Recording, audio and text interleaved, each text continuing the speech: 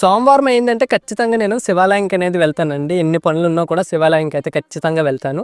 ఈసారి అయితే మా తిరుపతిలో గట్టిగా వర్షం అయితే పడిందండి. చాలా భయంకరంగా వర్షం అయితే పడింది. ఈ పడిన వర్షానికి అయితే కపిల తీర్థంలో ఫుల్‌గా వాటర్ వస్తుందేమో అనుకున్నాను. కానీ కపిల తీర్థం వెళ్లి చూసేసరికి జలపాతం అయితే ఖాళీగా అయితే ఉందండి. జలపాతం అయితే ఖాళీగా ఉంది. వాటర్ అయితే అంతగా లేదు. జలపాతం దగ్గరికి అయితే బ్లాక్ చేసి పెట్టారండి. కింద కోనేరులోనే అలో అయితే చేశారు.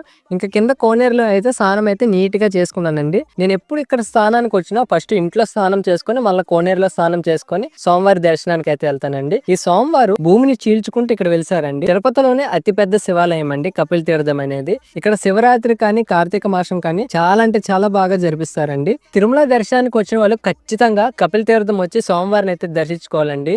ఈ సమ్మర్ లో అయితే ఖచ్చితంగా ఫ్యామిలీతో అయితే వచ్చి ఇక్కడ చిల్ అయితే అవ్వాలండి. ఒక గంట సేపు అయితే హ్యాపీగా ఫ్యామిలీతో అయితే ఇక్కడ గడపవచ్చు. మీరు ఎంతమంది కపిల తీర్థం జలపాతం కాడ స్నానం చేసుకున్నారో కింద కామెంట్ అయితే చేయండి.